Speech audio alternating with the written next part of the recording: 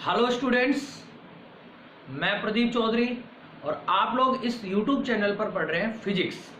Students, ये classes science Gurukul की तरफ से चलाई जा रही हैं अभी।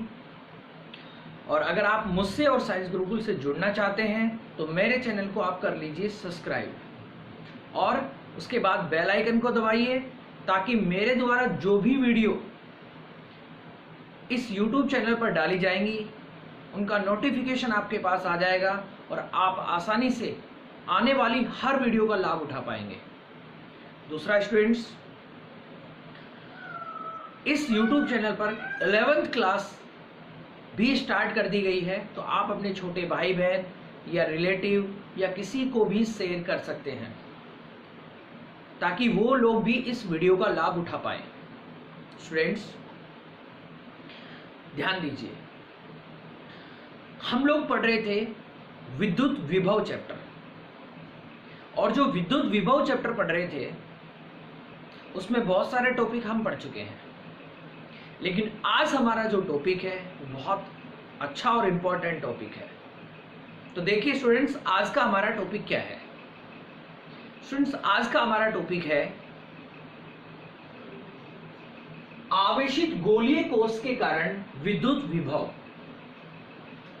स्टूडेंट्स, हमें क्या ज्ञात करना है? हमें आवेशित गोलीय कोश के कारण विद्युत विभव ज्ञात करना है। अगर आपको याद हो तो सेकंड चैप्टर में हमने पीछे एक वीडियो में आवेशित गोलीय कोश के कारण विद्युत क्षेत्र की तीव्रता ज्ञात की थी। क्या किया था हमने उस समय आवेशित गोलीय कोश के कारण विद्युत क्षेत्र की तीव्रता ज्ञात की थी, और यहां पर हम क्या ज्ञात करने वाले हैं? उसी आवेशित गोलीय कोश के कारण विद्युत विभव ज्ञात करने वाले हैं।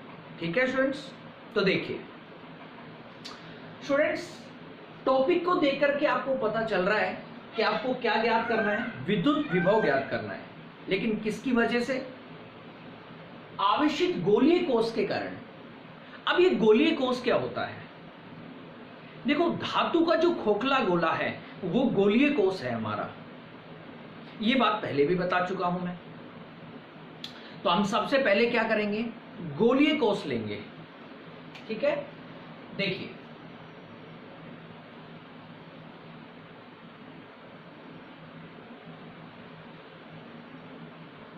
मान लीजिए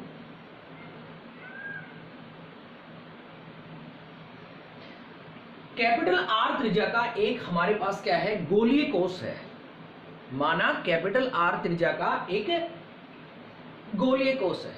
अब ये गोलीय कोश कैसा होना चाहिए? आवेशित होना चाहिए। तो हम क्या करते हैं?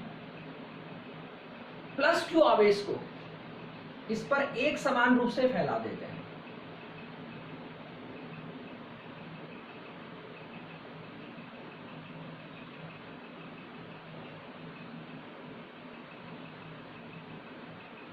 तो स्टूडेंट्स, ये क्या बन गया? आवेशित गोलीय कोश बन गया। अब इसकी वजह से हमें क्या ज्ञात करना है? विद्युत विभव ज्ञात करना है। अब स्टूडेंट्स, विद्युत विभव हम कहां ज्ञात कर सकते हैं? वो कहीं ना कहीं जगह होगी, वो कोई ना कोई बिंदु होगा। अब वो बिंदु सतह के बाहर भी हो सकता है, वो बिंदु सतह पर भी हो सकता है, और वो बिंदु सतह के अंदर भी हो सकता है। यानी कि अब हम इस आवेशित गोलीय कोश के कारण सतह के बाहर, सतह पर और सतह के अंदर विद्युत विभव की गणना करेंगे। तो इसमें कितने पार्ट बनेंगे? 3 पार्ट बनेंगे। ऐसा ही हमने विद्युत क्षेत्र की तीव्रता ज्ञात की थी, उसमें भी किया था, और वो टॉपिक आपको पढ़ना जरूर पड़ेगा, तभी ये चीजें क्लियर हो पाएंगी। ठीक है, तो देखिए स्टूडेंट्स, अब हम क्या करते हैं? सबसे पहले हम वो बिंदु लेते हैं सतह के बाहर, और इस बिंदु को हम नाम दे देते हैं P। अब इस बिंदु P की यहां केंद्र O से कोई ना कोई दूरी होगी, उस दूरी को मैं मान लेता हूं स्मॉल r। करेक्ट? तो ये पहला केस है। क्या है? यदि बिंदु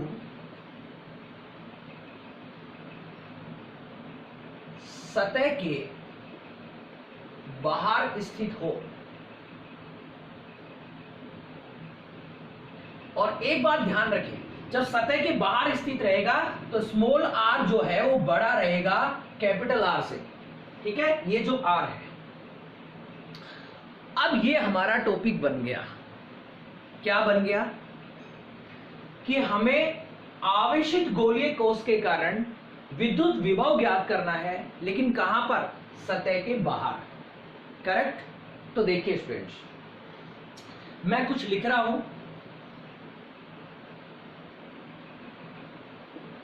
अतः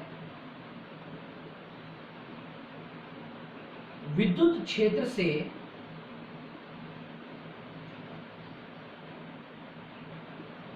विद्युत विभव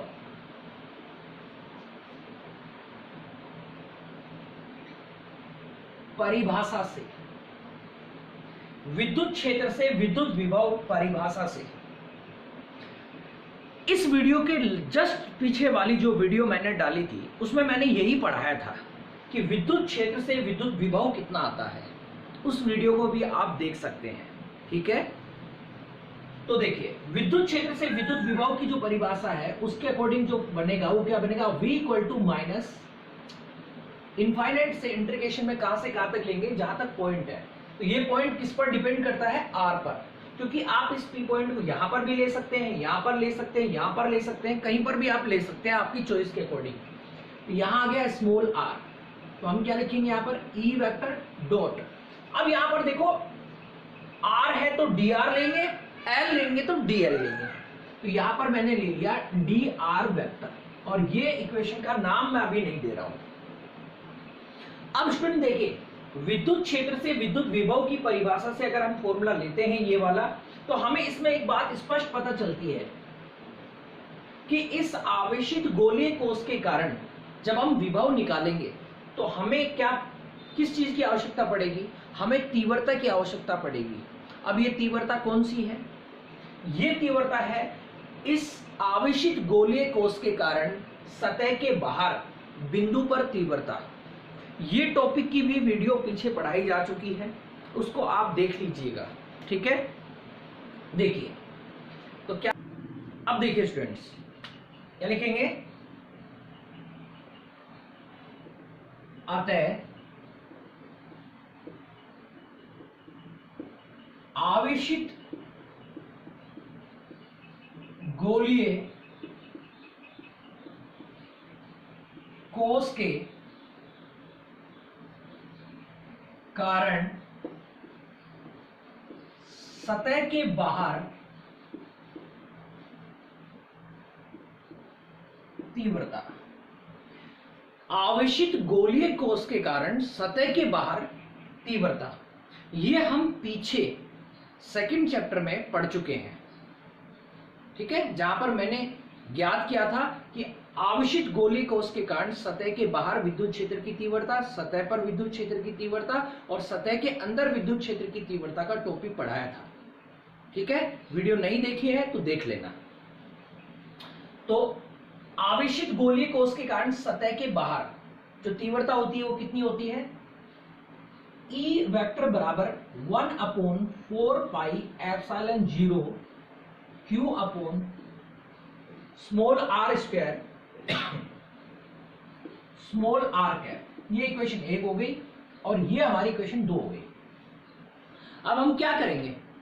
ये जो E वेक्टर की वैल्यू हमारे पास आई है स्टूडेंट, इसको हम समीकरण 2 में यहां पर रखेंगे। ठीक है, तो देखिए मैं इसको यहां लिख देता हूं।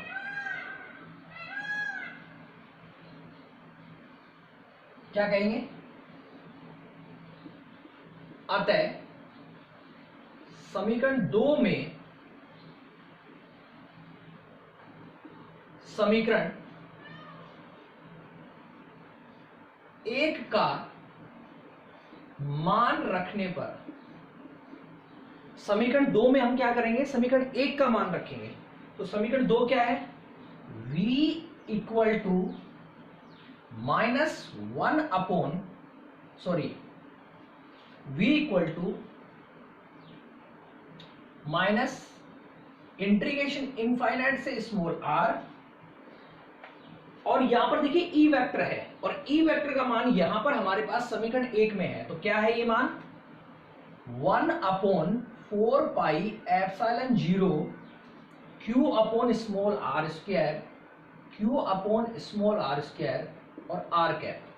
ये जो मान आपको दिखाई दे रहा है ये पूरा का पूरा मैंने यहां पर लिख दिया क्योंकि ई वेक्टर का मान लिखना था। फिर आगे क्या कर लेंगे, dot D R vector, dot D R vector.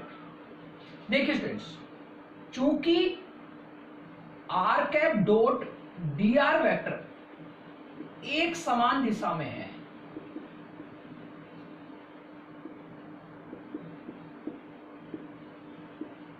इसलिए small R vector dot D R vector बराबर आप लिख सकते हो डी आर, यानी इसकी जगह आप क्या लिखेंगे, डी आर। तो क्या हो गया, v equal to minus integration कहां से कहां तक, इनफाइनाइट से स्मॉल आर तक, ऊपर क्या है 1/4πε0, 1/4πε0 और q upon small R square, और इसकी जगह हम क्या लिखेंगे, डी आर। अब स्टूडेंट्स आपको पता है अवकलन या समाकलन करते समय नियत राशि कहां लेते हैं, बाहर लेते हैं। तो v इक्वल टू माइनस, अब नियत राशि क्या है 1/4πε0 और q बाहर ले लिया, और इंटीग्रेशन कहां से कहां तक हो गया, इनफाइनाइट से स्मॉल आर तक। अंदर क्या बचा 1/स्मॉल आर स्क्वायर और डी आर, करेक्ट, यही हमारे पास बचा। अब स्टूडेंट्स देखिए, अब हमें इसका समाकलन करना है, लेकिन करने से पहले हम समाकलन करने की फॉर्म में बनाएंगे। तो नीचे जो आर स्क्वायर है हम इसको ऊपर ले जाएंगे, चूंकि इसकी पावर यहां पर प्लस में है तो ऊपर जाने पर इसकी पावर किस में हो जाएगी, माइनस में हो जाएगी। तो हम क्या लिखेंगे, v equal to minus 1/4πε0 q, integration कहां से, इनफाइनाइट से स्मॉल आर तक, और r -2, r की पावर -2 dr। अब स्टूडेंट्स यहां पर देखिए इसका हमें समाकलन करना है, तो यहां पर जो फॉर्मूला लगेगा वो x की पावर n का लगेगा। देखो आपको पता है चूंकि x की पावर n dx का फॉर्मूला क्या होता है, x की पावर n प्लस 1/n+1, यानी इस फॉर्म में हम इसको खोलेंगे, इसका समाकलन करेंगे। अब देखिए क्या है,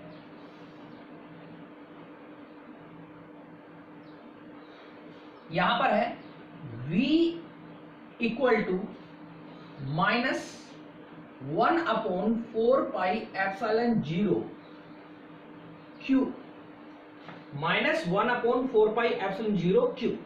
अब यहां इसका समाकलन करेंगे तो आपको पता है समाकलन या अवकलन करते समय चिन्ह हट जाते हैं। समाकलन में ये इंटीग्रेशन सिंबल हट जाएगा और लिमिट नहीं हटेगी, ये ध्यान रहे। तो इसको क्या करेंगे, देखिए r की पावर -2 प्लस 1, -2 प्लस 1, और लिमिट कहां से कहां तक, इनफाइनाइट से स्मॉल r तक, ठीक है।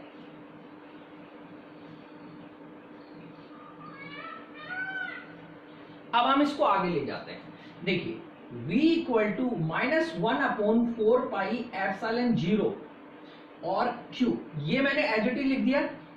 अब यहां देखिए r की पावर 2 माइनस की 1 प्लस की, तो माइनस का 1 बचेगा और माइनस का नीचे 1, लिमिट कहां से कहां तक, इनफाइनाइट से स्मॉल r तक।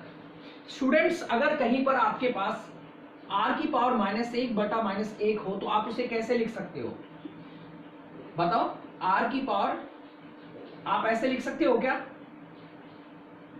1/-1 गुणा r की पावर -1, वो एक ही बात है। अब देखो 1/-1, अब इसको जब ऊपर से नीचे लाओगे, नीचे से ऊपर या ऊपर से नीचे लेते हैं तो घात प्लस की होती है तो माइनस में आ जाती है, माइनस की होती है तो प्लस में आ जाती है। तो यहाँ क्या हो जाएगा, गुणा 1/r की पावर 1, और जब हम इसको करेंगे 1 से 1 गुणा करेंगे तो 1, और नीचे 1 और r को करेंगे तो r, तो क्या आ जाएगा -1/r, यानी आप इसे क्या लिख सकते हो, -1/r लिख सकते हो। ऐसा मैं पहले भी सोल्व कर चुका हूं तीव्रता वाले टॉपिक में। तो देखिए, तो मैं इसे क्या करूंगा,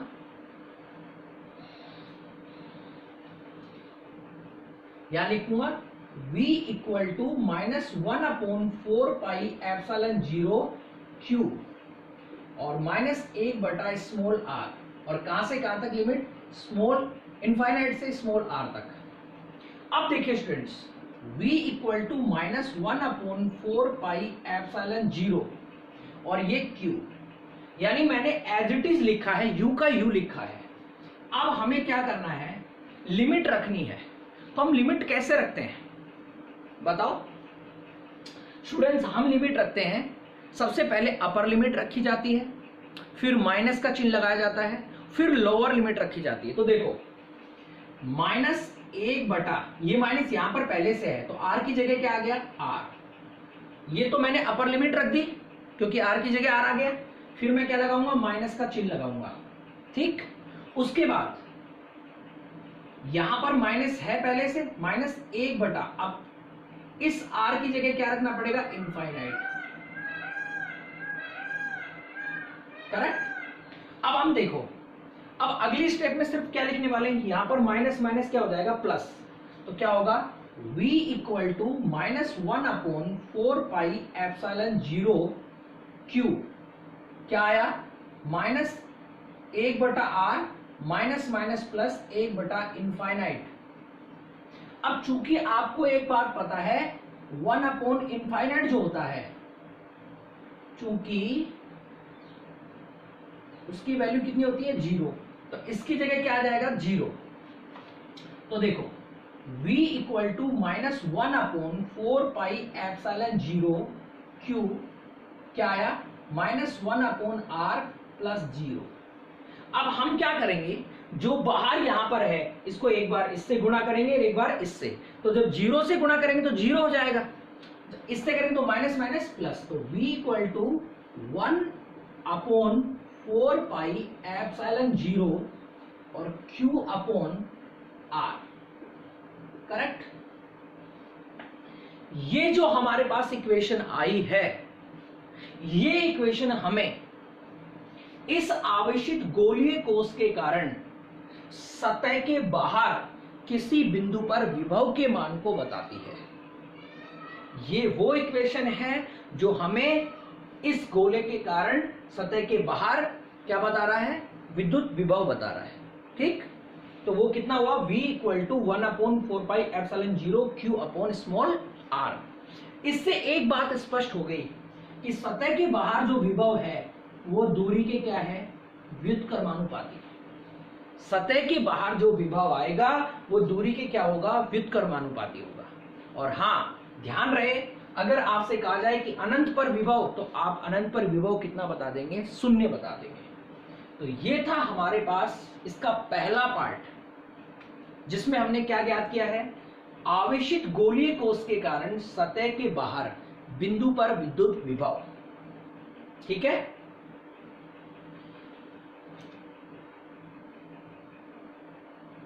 अब जब इसको हटाऊंगा तो आप नोटबुक में नोट कर ले, वीडियो देखते समय आप नोट कर सकते हैं मेरे साथ साथ, क्योंकि मैं धीरे धीरे लिखता हूं। और साथ ही साथ अगर ऐसा नहीं कर पाते हैं, एक बार समझना चाहते हैं, तो आप वीडियो का स्क्रीनशॉट ले लिया करो या फिर वीडियो को पॉज कर लिया करो, ताकि आप साथ साथ नोट कर सकें। अब देखिए, मान लीजिए ये जो P पॉइंट है जिस पर हम विभव ज्ञात कर रहे थे, वो बिंदु कहां पर हो, इस गोलीय कोश की सतह पर हो। कहां पर आ जाए, सतह पर। तो अब हम विभव ज्ञात करने वाले हैं, और कहां पर ज्ञात करने वाले हैं, सतह पर। तो देखिए स्टूडेंट्स,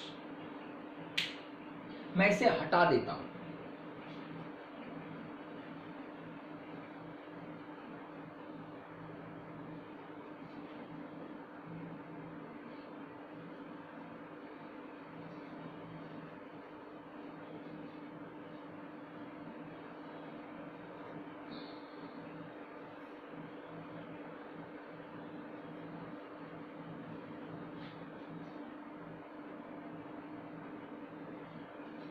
अब देखिए, अब हम तीव्रता कहां पर ज्ञात करने वाले हैं, सतह पर।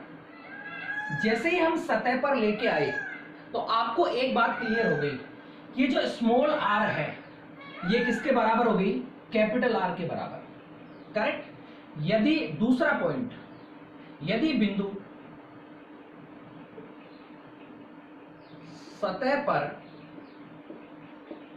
स्थित हो, सतह पर स्थित होगा तो ये क्या हो जाएगा, बराबर, करेक्ट। यानी ऐसी स्थिति में v बराबर आप क्या लिखेंगे, माइनस इंटीग्रेशन कहां से, इनफाइनाइट से कैपिटल आर। देखिए अगर ध्यान करें तो मैंने जब सतह के बाहर वाला लिया था तो इनफाइनाइट से स्मॉल आर लिया था, करेक्ट। और इसमें क्या हो गया, E vector dot D R vector. यानी जब आप इस चीज को सोल्व करेंगे तो क्या आएगा, देखिए चूंकि सतह के बाहर विभव, सतह के बाहर विभव क्या प्राप्त हुआ था, v बराबर देखो वहां लिखा हुआ है 1/4 pi epsilon 0 q upon small r। अब स्टूडेंट्स इसमें और उस टॉपिक में क्या फर्क है, बस ये है, इसलिए सतह के लिए, तो भाई सतह के लिए क्या करोगे बताओ, सतह के लिए स्मॉल आर किसके बराबर हो जाता है, कैपिटल आर। तो इसी के अंदर वैल्यू पुट कर देता हूं मैं, v बराबर 1/4 pi epsilon 0 q upon capital R, ठीक है। तो ये क्या आ गया, आवेशित गोलीय कोष के कारण उसकी सतह पर विद्युत विभव, ठीक है। ये सतह के बाहर था और ये सतह पर आ गया, इसमें हमें यही करना है, समझ गए, ये डायग्राम वगैरह आ गया। अब तीसरी कंडीशन हमारे पास इस टॉपिक के अंदर क्या हो सकती है, ये बिंदु कहां जा सकता है, सतह के अंदर जा सकता है। यानी अब हम क्या ज्ञात करने वाले हैं, यदि बिंदु आवेशित गोलीय कोष की सतह के अंदर स्थित हो तो क्या ज्ञात करना, विद्युत विभव ज्ञात करना। देखिए मैं इसे हटा देता हूं,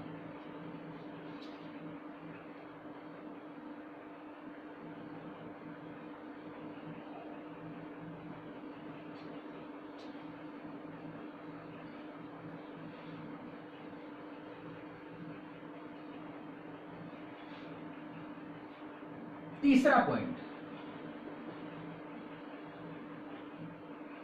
यदि बिंदु सतह के अंदर स्थित हो, अंदर स्थित होगा, स्मॉल आर जो है वो छोटा होगा कैपिटल आर से। तो देखो ये हमारे पास गोला है, क्या है, आवेशित गोलीय कोष, ये इसकी कैपिटल आर त्रिज्या हो गई, इस पर प्लस क्यू आवेश एक समान रूप से वितरित है,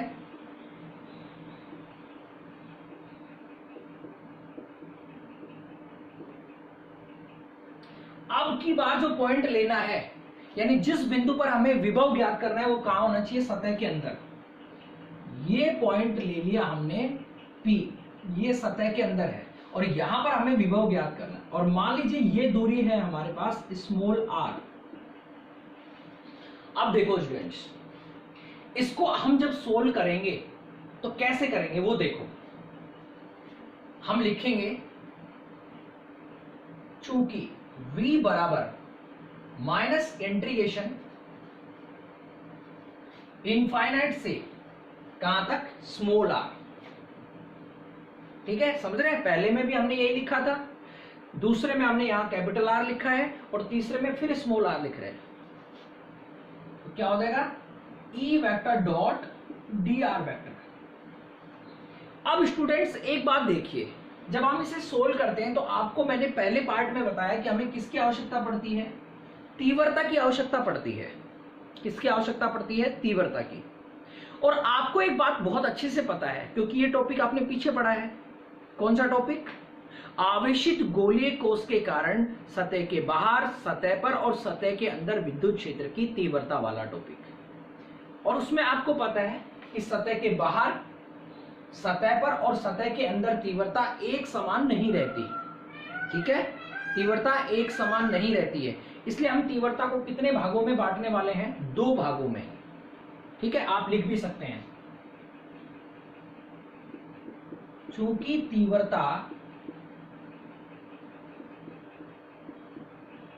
एक समान प्राप्त नहीं होती, इसलिए 2 भागों में बांटने पर, इसलिए हम कितने भागों में बांटेंगे? 2 भागों में। अब 2 भाग कौन कौन से होंगे? बाहर से सतह तक और सतह से अंदर तक। तो हम क्या लिखेंगे? v बराबर माइनस इंटीग्रेशन, कहां से? इनफाइनाइट से, अनंत से कैपिटल R यानी सतह तक, E vector dot dr vector plus एक हिस्सा ये हो गया, दूसरा हिस्सा माइनस, क्योंकि यहां इसमें माइनस है, ये यहां पर भी लगा रखा है मैंने, इंटीग्रेशन इनफाइनाइट से। इनफाइनाइट से लेंगे क्या? नहीं, देखो अनंत से सतह तक आ गए, अब सतह से कहां जाएंगे? अंदर तक, और E vector dot dr vector. अब ये प्लस माइनस क्या हो जाएगा? माइनस। तो मैं इसे क्या लिखूंगा? v बराबर माइनस इंटीग्रेशन से, इंटीग्रेशन इनफाइनाइट से capital R E vector dot dr vector minus integration capital R से small r E vector dot dr vector. अब स्टूडेंट्स एक बात देखिए, अभी अभी आपने इसके सेकंड केस के अंदर इसी चीज को सोल्व किया था। आपने सेकंड केस के अंदर, आपको एक बात पता है क्या सोल्व किया था? इंटीग्रेशन माइनस इंटीग्रेशन इनफाइनाइट से capital R E vector dot dr vector. और जब आप इसको सोल्व किया था तो इसका आंसर आपको क्या मिला था? 1/4 pi epsilon 0 q upon capital R। आवेशित गोलीय कोश के कारण सतह पर जो विभव प्राप्त हुआ था यही हुआ था, यानी इसका मान तो तुम्हारे पास है कि नहीं है? तो मैं लिख देता हूं इसे,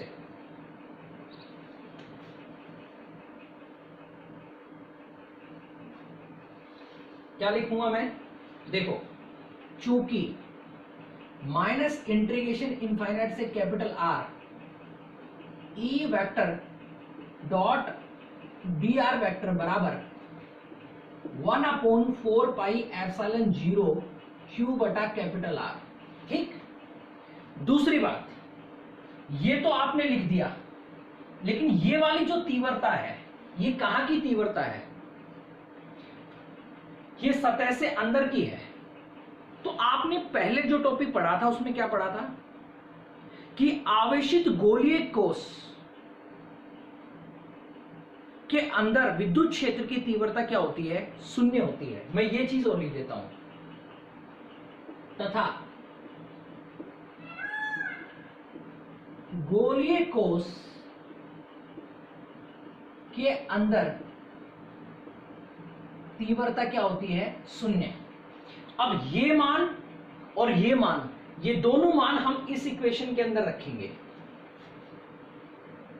देखिए, v इक्वल टू, अब इस पूरे की जगह हम क्या लिखने वाले हैं? 1/4 pi epsilon 0 q upon R, क्योंकि इसी के सेकंड केस में सोल्व किया है हमने। क्या लिखेंगे? 1/4 pi epsilon 0 q upon capital R, correct, minus integration infinite से capital R, sorry small r, E vector जो है इसका मान, गोलीय कोश की तीव्रता सतह के अंदर क्या होती है? 0, पीछे ज्ञात कर चुके हैं, डॉट dr वेक्टर। अब स्टूडेंट्स ये 0 हो गया तो ये पूरा ही 0 हो जाएगा, तो क्या बचेगा? v equal to 1/4 pi epsilon 0 q बटा R। तो ये विभव कहां आ गया? गोलीय कोश की सतह के अंदर। अब देखिए स्टूडेंट्स, जब हमने इसको सोल्व किया तो आपको एक बात पता चली। क्या बात पता चली?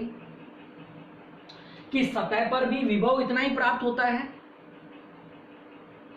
और सतह के अंदर भी विभव इतना ही प्राप्त होता है। यानी आप क्या लिख सकते हैं कि आवेशित गोलीय कोश के कारण सतह के अंदर विभव सतह के बराबर प्राप्त होता है। क्या लिख सकते हैं? अतः आवेशित गोलीय कोश के अंदर विभव सतह के समान प्राप्त होता है। ठीक है, तो स्टूडेंट्स ये थे हमारे तीनों टॉपिक। किसके? हमारा टॉपिक था आवेशित गोलीय कोश के कारण विद्युत विभव। हमने आवेशित गोलीय कोश के कारण विद्युत विभव ज्ञात किया है, एक बार सतह के बाहर, एक बार सतह पर और एक बार सतह के अंदर। करेक्ट स्टूडेंट्स, इस टॉपिक को समझने के लिए हमें सेकंड चैप्टर के गोलीय कोश के कारण तीव्रता वाले टॉपिक को पढ़ना पड़ेगा और समझना पड़ेगा, क्योंकि इसमें उसी तीव्रता का यूज किया है मैंने। बाकी उम्मीद करता हूं ये चीज समझ में आ रही होगी। अब देखिए, जब ये टॉपिक दिया जाएगा तो 4 अंक में दिया जाएगा, बोर्ड में 4 अंक में दिया जाएगा, तो लास्ट में एक छोटा सा पूछा जाएगा कि आवेशित गोलीय कोश के कारण विभव का दूरी के साथ ग्राफ बनाइए। तो देखिए हम ग्राफ क्या बनाएंगे।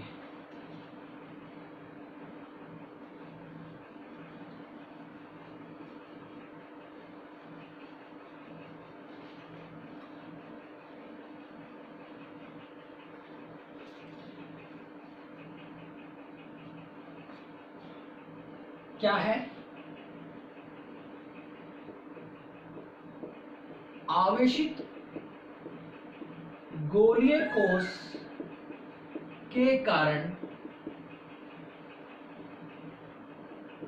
विद्युत विभव का दूरी के साथ परिवर्तन ग्राफ। अब देखो, आपने विभव सतह के अंदर कितना ज्ञात किया? 1/4πε0 Q/r। सतह पर कितना ज्ञात किया? 1/4πε0 Q/R। और सतह के ये सतह के बाहर था। और सतह के अंदर कितना ज्ञात किया? 1/4πε0 Q/r। आपने सतह के बाहर ये ज्ञात किया, सतह पर ये ज्ञात किया और सतह के अंदर ये ज्ञात किया। यानी सतह पर और सतह के अंदर एक समान विभव उत्पन्न होता है। तो देखो, ये हमारे पास हो गया, ये हमने E ले लिया, तीव्रता हो गई, ये दूरी हो गई। अब देखिए स्टूडेंट्स, ये है हमारे पास सतह पर। तो सतह पर सबसे ज्यादा होता है विद्युत विभव, और जितना सतह पर है उतना ही सतह के क्या होगा? अंदर होगा। उतना ही सतह के क्या होगा? अंदर। और आपको पता है सतह के बाहर जो विभव है वो दूरी के क्या है? व्युत्क्रमानुपाती। तो व्युत्क्रमानुपाती के लिए आप कैसा बनाते हैं? ऐसा। करेक्ट। यहां पर लिख देता हूं सतह के लिए, तो यहां r बड़ा है, v व्युत्क्रमानुपाती r। ये हमारा बन गया इसका ग्राफ। तो स्टूडेंट्स, उम्मीद करता हूं ये टॉपिक आपको बहुत अच्छे से समझ में आया होगा, और ये बहुत अच्छे टॉपिक हैं, बोर्ड में 4 मार्क्स में आते हैं।